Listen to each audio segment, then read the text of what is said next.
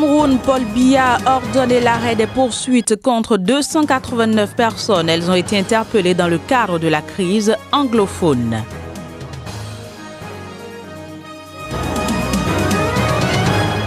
Création d'une association de blogueurs au Niger. Elle regroupe de jeunes leaders et militants de la société civile.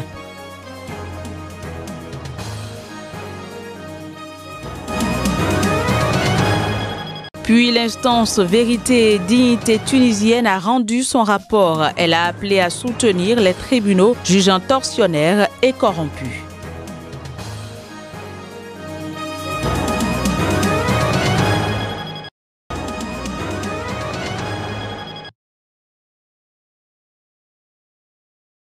C'est par décret présidentiel du 24 octobre dernier, promulguant les fonctionnaires de police au Cameroun, que le gouverneur de la région du Nord-Ouest, Lélé Adolphe Lafrique, a présidé à l'avenue commerciale de Bamenda la cérémonie de remise des épaulettes aux fonctionnaires de police récemment promus dans sa région.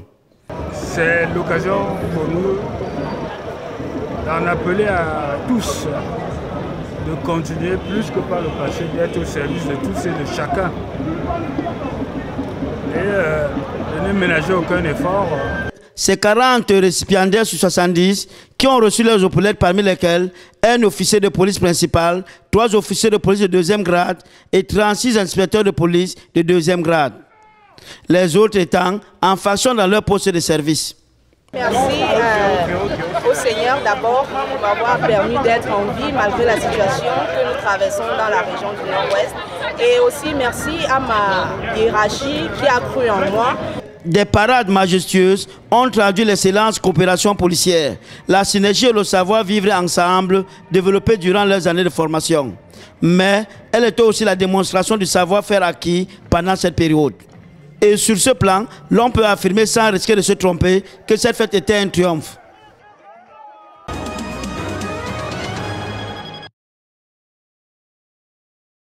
Le président Paul Biya a décidé jeudi dernier de l'arrêt de poursuite engagé contre 289 détenus de la crise anglophone dans un communiqué de la présidence. Avec la mise en application de ce décret par le ministre chargé de la Défense, les bénéficiaires de cette clémence ont été immédiatement remis en liberté à l'issue des audiences publiques qui se sont tenues ce vendredi matin dans les différents tribunaux militaires du Cameroun.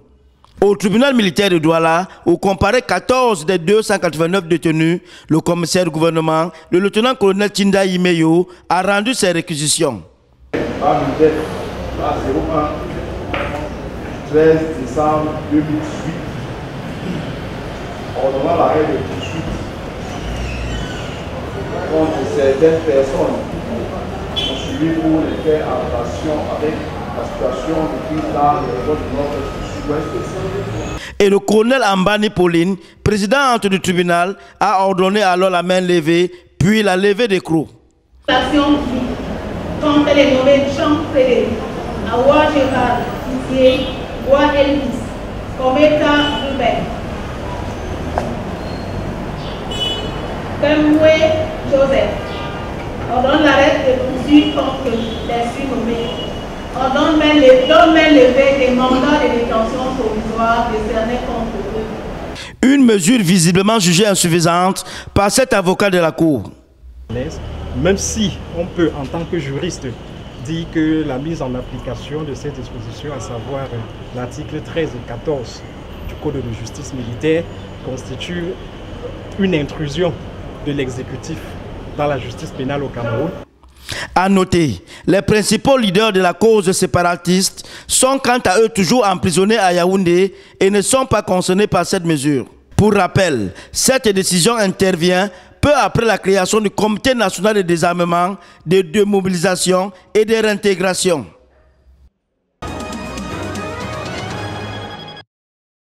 La jeunesse nigérienne, qui représente plus de 115% de la population, veut désormais se faire entendre et être impliquée dans les instances de décision, mais surtout être informée sur la vie de la nation. Il s'agit de couper court à toutes sortes de rumeurs et fausses nouvelles, les unes plus inquiétantes, voire dangereuses que les autres, distillées sur les réseaux sociaux à longueur de journée et sans aucun cadre légal qui régule le secteur. Face à cette situation, des jeunes ont eu l'idée de créer une association des blogueurs pour une citoyenneté active. Engagée dans la promotion de la culture de la paix, le Canada, à travers son ambassade au Niger, appuie l'organisation de la première conférence de ladite association. Les femmes, les jeunes, la paix et la sécurité sont au cœur de la politique d'aide internationale du gouvernement du Canada. Cette politique accorde la priorité à l'égalité des genres et considère que l'égalité des genres est un pilier pour la paix. La politique supporte également la participation active des jeunes au processus décisionnel de leur communauté. Le Canada fera progresser la participation des femmes et des jeunes dans la promotion de la paix par son leadership politique, sa diplomatie et son aide internationale. La jeunesse nigérienne ne veut plus être en marge de la société et de tout ce qui touche la vie de la nation.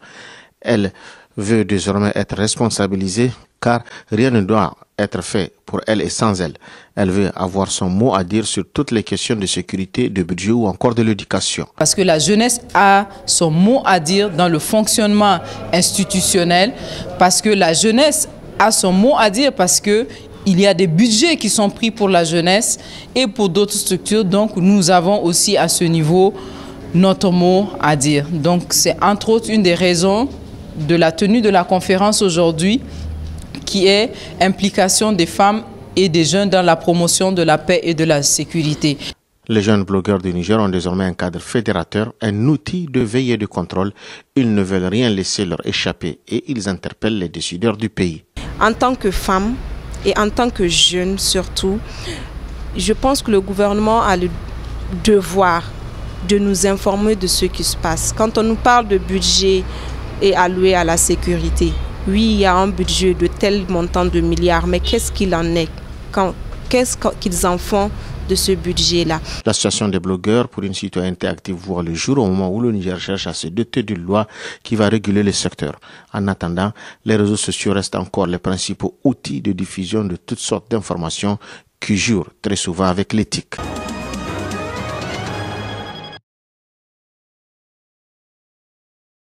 Ce congrès de mise en conformité s'est tenu au siège de Vidolé à Cotonou. Autour du couple présidentiel Soglo, les responsables de l'Union sociale et libérale ont convié la classe politique nationale opposée à la gouvernance actuelle. Les résolutions du congrès ont été présentées à l'assistance après les mots de bienvenue du secrétaire général adjoint du parti. Les militantes et militants de l'Union sociale libérale, réunis en congrès les 14 et 15 décembre 2018 à Cotonou, félicitent toutes les forces politiques de l'opposition pour leur résistance face au pouvoir fasciste et corrompu qui a pris le pays en otage, réaffirment leur détermination aux côtés des forces de l'opposition pour une victoire nette aux élections législatives de 2019. Tous les acteurs politiques qui se sont succédés au pupitre ont appelé à l'unité de l'opposition face à un pouvoir qui n'entend rien concéder au peuple, encore moins à la classe politique. Chers congressistes, l'heure est grave. Ensemble, nous sommes plus forts.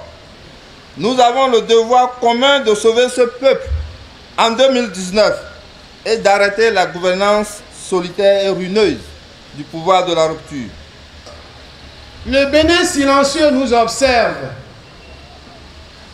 Le pays est calme. Les gens ont faim, mais ils sont silencieux. Pourquoi? Parce qu'ils savent qu'il y a une échéance. Et ils comptent sur nous pour leur donner le moyen d'infliger une sanction exemplaire. Ce moyen, c'est la liste unique de l'opposition. L'opposition fait donc appel à tous citoyens béninois, sans distinction de sexe, d'ethnie ou de religion, mais l'accent sur la citoyenneté béninoise, tout en fustigeant la malgouvernance et les attaques répétées contre la démocratie, l'état de droit et les droits de l'homme qui rongent notre pays. Des appels entendus et faits siens, le parti Union sociale libérale. Son délégué général mesure toutefois l'enjeu des élections à venir. L'opposition unie avec l'USL a entendu et accepté la mission que vous lui confiez. Trop, c'est trop. Nous ne pouvons laisser plus longtemps une gouvernance de notre pays rompre aussi violemment avec notre tradition pacifiste et pleine de solidarité. Nous reconnaissons que la tâche sera difficile. Face à une mouvance qui s'organise davantage avec la création de ces blocs, l'opposition affûte ses armes. Les législatives de 2019 constituent le premier test pour les deux forces en présence.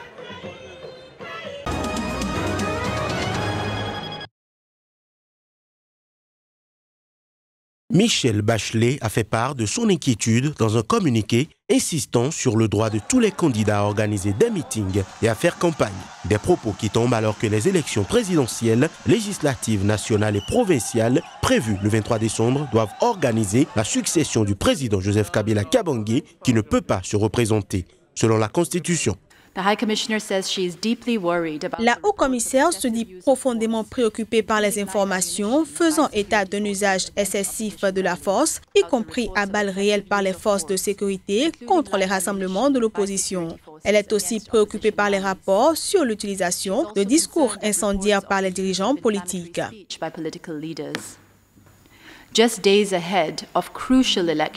À quelques jours d'élections cruciales en République démocratique du Congo, il est essentiel que les autorités veillent à ce que les droits à la liberté d'expression et de réunion pacifique soient pleinement protégés et qu'elles prennent toutes les mesures possibles pour prévenir la violence. La campagne électorale est rattrapée par les violences dirigées principalement contre les deux candidats de l'opposition, Félix Tshisekedi et Martin Fayulu, et leurs partisans. Mardi et mercredi, au moins 4 partisans de Fayulu ont été tués au Katanga, dans le sud-est de la République démocratique du Congo, selon un bilan établi auprès de plusieurs sources. Jeudi, un jeune homme de 17 ans, partisan de Tshisekedi, a été tué par un policier dans le centre de la RD Congo avant le début d'un meeting électoral. Par ailleurs, le Haut-Commissariat de l'ONU pour les réfugiés a annoncé qu'environ 1,5 million de personnes avaient vu leur foyer détruit ou endommagé par les combats entre armées et rebelles dans l'est du pays entre mai et novembre. Selon le HCR, plus d'1 million de Congolais ont été déplacés à l'intérieur du pays en 2018.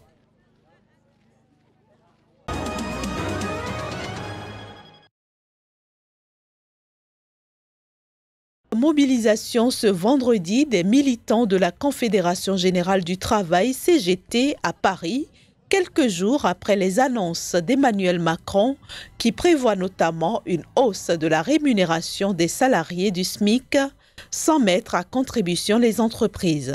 Ces militants ont battu le pavé autour d'un mot d'ordre, tous mobilisés pour le libre accès à l'éducation, l'emploi, les salaires, les services publics, la retraite par réparation. Le président de la République n'a rien lâché pour les SMICards, il a augmenté la prime d'activité, il n'a pas augmenté le SMIC.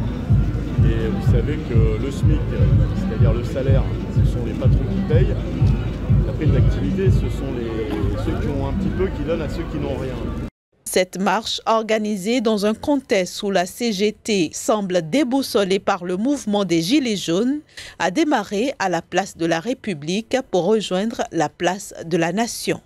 C'est bien qu'il y ait des actions collectives avec des gilets jaunes, des gilets rouges ou des gilets bleus, peu importe. Mais on a retrouvé le sens de l'action collective.